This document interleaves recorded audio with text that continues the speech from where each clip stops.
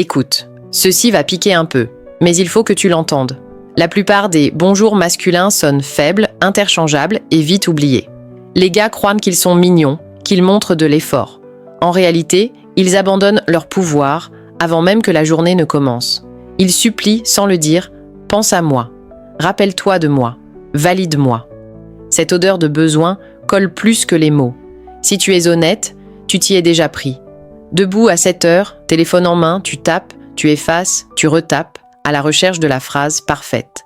Elle répond vite, sourit, et puis t'oublie. Ce que tu ne vois pas, c'est que, à ce moment précis, tu dévalues ta propre place.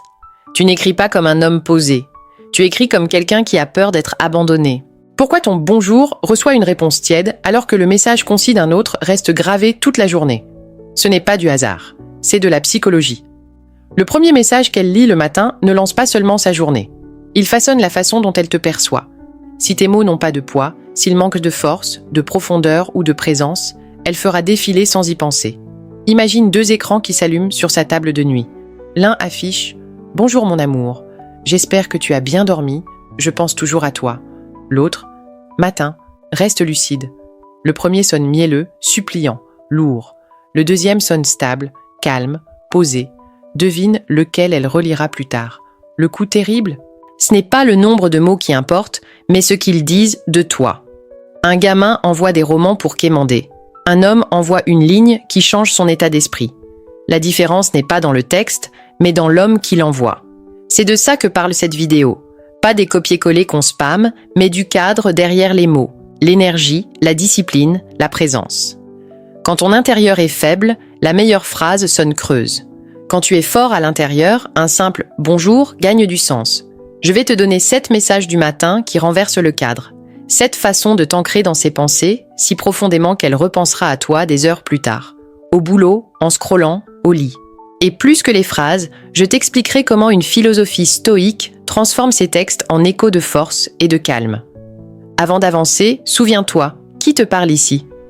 Moi, c'est Claire de Rendez-vous Secret. On ne maquille pas la faiblesse masculine, on la montre et on la corrige. Si tu cherches du sucre et des conseils mignons, ce n'est pas la chaîne. Mais si tu veux comprendre comment tes mots influencent ce qu'une femme ressent, reste jusqu'au bout. Ce qui compte, ce n'est pas le « bonjour », c'est l'homme qui l'envoie. Le matin n'est pas qu'un moment, c'est une porte, c'est l'instant où l'esprit est encore malléable. Tes premiers mots pèsent plus que tu ne crois. Ils ne la contentent pas, ils orientent sa journée. Si tu parais faible, tu deviens un bruit de fond. Si tu sembles fort, calme et inoubliable, tu deviens la pensée qui la suit. Pense aux 5 premières minutes après le réveil. On n'est pas totalement rationnel. On est émotionnel, ouvert. Ce qui arrive dans ces instants donne le ton. Stress, calme, désir, pression, excitation. Les femmes aussi. La première voix qu'elle entend, le premier texte qu'elle lit, programme son humeur, pour elle, sa journée et pour toi. Beaucoup d'hommes confondent attention et présence. Ils envoient des longs paragraphes, des cœurs, des déclarations suppliantes. Ils pensent qu'effort égale attraction. Non, l'attention est bon marché, la présence coûte cher. N'importe qui peut envoyer 30 emojis cœur. Peu savent écrire une phrase qui la force à respirer, qui pèse dans la poitrine. Quand Marcus Aurelius se levait, il ne perdait pas de temps en mots fleuris. Il se recentrait, devoir, clarté, force. Ton message du matin doit faire pareil, il doit refléter ton cadre, ta discipline. Un réel homme n'a pas besoin d'inonder quelqu'un de mots. Il retient. Il pose une seule phrase, solide, sans quémander. Par exemple, « Matin, reste net aujourd'hui ». Ce n'est pas une demande, c'est une présence. Observe maintenant la psychologie derrière une phrase courte. L'être humain réagit naturellement à ceux qui dégagent de la certitude. En envoyant un message calme, bref, sans chercher son approbation, tu montres que ta journée avance déjà sans attendre la sienne. Tu ne te bats pas pour être remarqué, tu es solide, centré. Et les femmes ressentent ce contraste immédiatement. Il crée de la sécurité et de la polarité. Tu ne dis pas « S'il te plaît, regarde-moi ». Tu dis « Je suis là, mais je ne tremble pas ». Et cette polarité, c'est tout. L'énergie féminine veut ressentir. L'énergie masculine veut tenir bon. Quand ton message du matin se tient droit, tu deviens le sol émotionnel sur lequel elle peut s'appuyer. Même si elle ne le dit jamais, elle sent la différence entre l'homme qui s'effondre en elle et l'homme qui reste debout près d'elle. Imagine un exemple. Tom, 48 ans, bombardait chaque matin une femme de longs messages sucrés. Au début, elle répondait par politesse, puis moins, puis plus du tout. Pourquoi ? Ces mots transpiraient la dépendance. Puis Tom a changé. Il a commencé à envoyer des phrases simples. « Matin, gagne ta journée ». Et soudain, son ton à elle change. Elle réagit plus vite, plus chaudement, intriguée par cette nouvelle force. Ce n'était pas la phrase qui comptait, c'était l'homme derrière. Il s'était transformé. Il se levait tôt, s'entraînait, organisait ses journées. Alors son « gagne ta journée » n'était plus un slogan, mais une vérité qu'il vivait déjà. Et les femmes sentent l'authenticité. Marc Aurèle écrivait « Si ce n'est pas juste, ne le fais pas. Si ce n'est pas vrai, ne le dis pas. » Les messages faibles ne sont ni justes ni vrais. Ils ne sont que du bruit. Un message solide, lui, reflète ta cohérence intérieure. Voilà le premier pivot. Arrête les textes qui sentent l'insécurité. Envoie des mots qui respirent la force. Court, stable, présent. Car en envoyant une phrase ancrée, tu ne lui souhaites pas seulement un bon matin, tu marques son esprit avant même que le monde n'y entre. Et avant d'envoyer une phrase stable à quelqu'un d'autre, commence par toi. Regarde ton reflet et dis-toi « Reste net aujourd'hui ». Si tu l'incarnes, tu n'auras jamais à jouer un rôle. Deuxième axe, le défi subtil. C'est ici que beaucoup se trompent. Ils pensent qu'une femme veut d'abord du confort. Ils se disent qu'en l'inondant de compliments, elle se sentira plus aimée, plus réconfortée. Faux.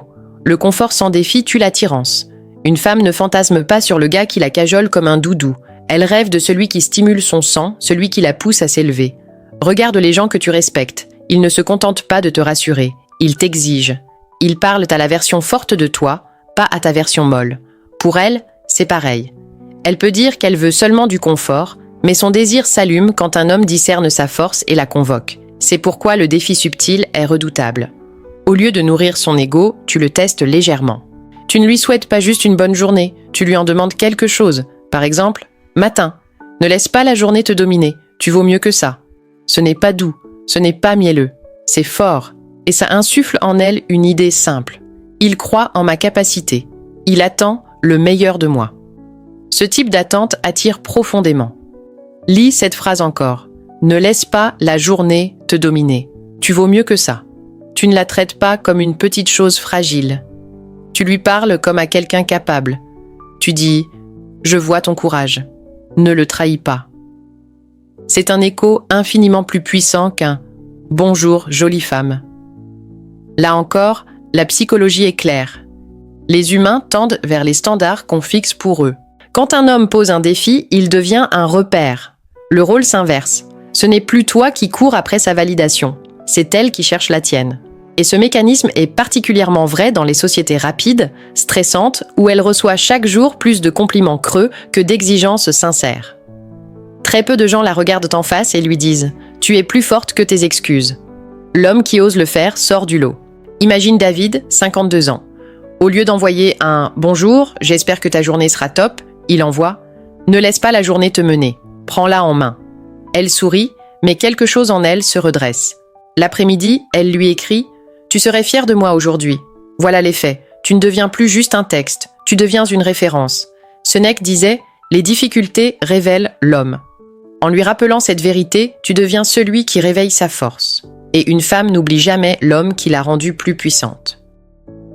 Troisième axe, la phrase mystérieuse. L'erreur classique des hommes ordinaires, tout dire.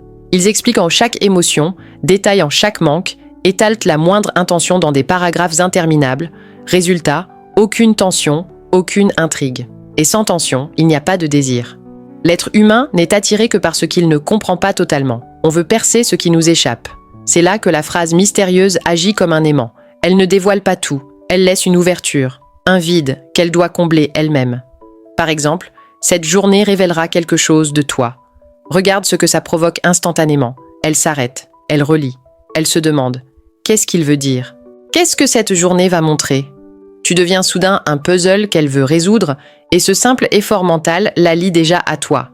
C'est le Zeigarnik Effect. Le cerveau n'aime pas ce qui est inachevé.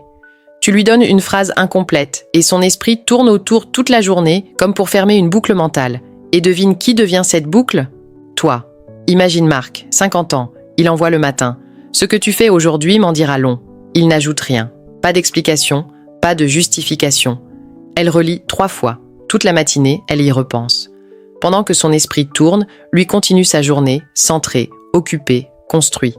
Ce contraste le rend encore plus fort à ses yeux. Dans un monde où tout le monde parle trop, se justifie trop, partage trop, l'homme qui donne peu mais avec sens coupe le bruit ambiant comme une lame. Tu deviens la seule voix qui intrigue, la seule qui reste. Sénèque disait « Nous souffrons plus dans notre imagination que dans la réalité ». Et c'est exactement ce que tu utilises. Son imagination fait le travail pour toi. La phrase mystérieuse n'est pas un silence vide, c'est un silence intentionnel. Et ce silence-là est puissant.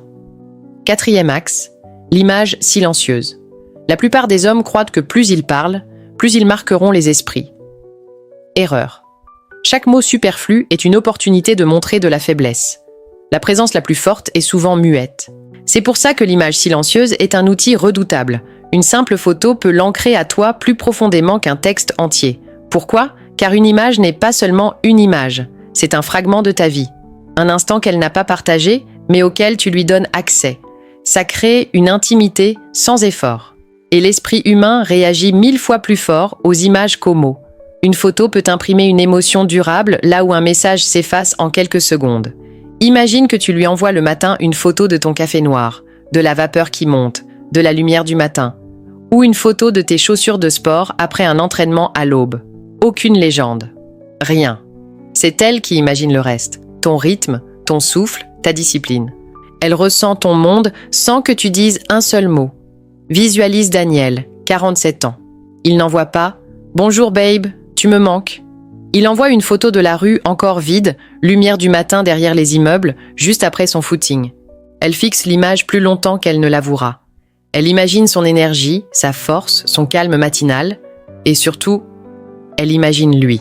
Maintenant, compare avec l'homme fragile qui envoie un selfie depuis son lit, cheveux en bataille, sourire forcé, accompagné d'un « Coucou toi, je pensais à toi ». Tu sais ce que ça dit ? Que sa vie tourne autour d'elle, qu'il n'a rien d'autre à offrir que sa dépendance. Elle sourit, dit merci, puis l'oublie. Marc Aurèle disait « L'âme prend la couleur de ce qu'elle contemple ». L'image silencieuse est ta manière de lui montrer la couleur de la tienne.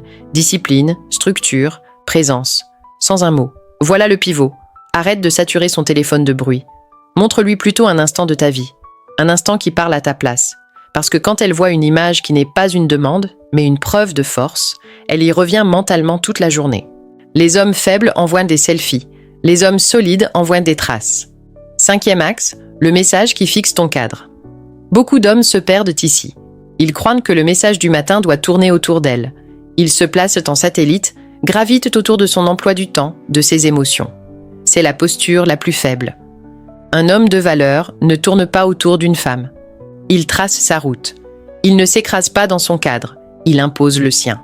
C'est l'essence du message frame setter. Au lieu de lui demander « Tu fais quoi aujourd'hui ?» Tu annonces « Entraînement à 7 heures, réunion ensuite, objectif, avancer ». C'est court, c'est clair, c'est suffisant. Ça dit « Ma vie a une direction.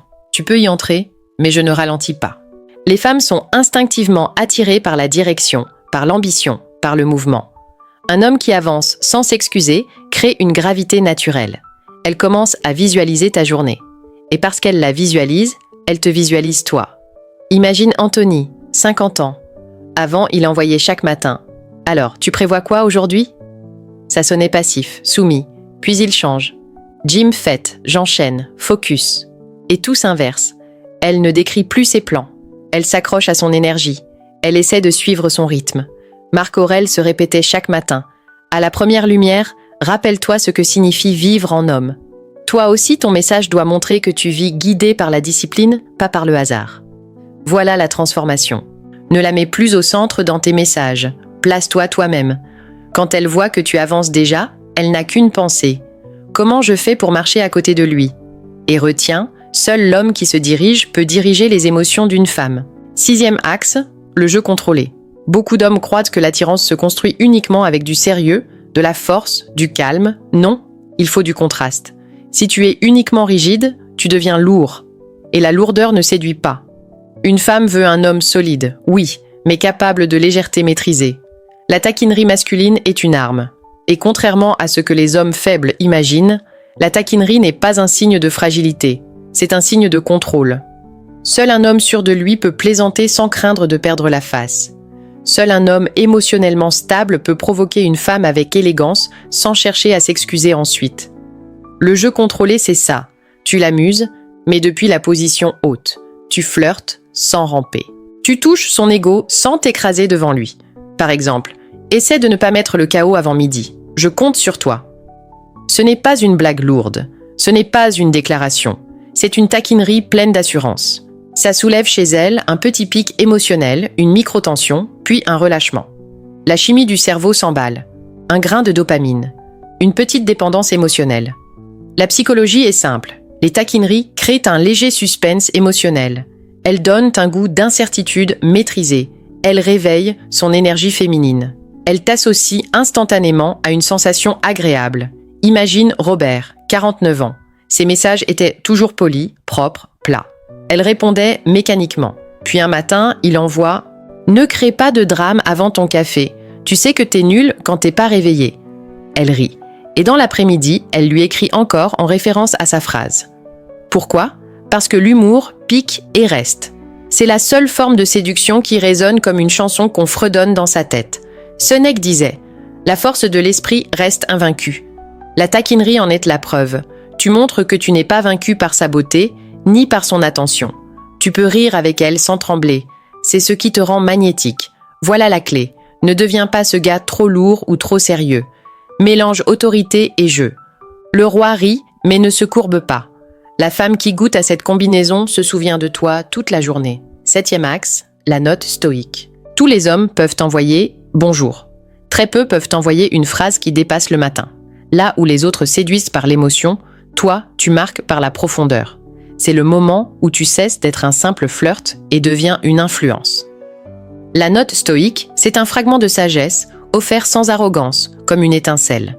Par exemple, Marc Aurèle disait « L'esprit prend la teinte de ce qu'il pense ».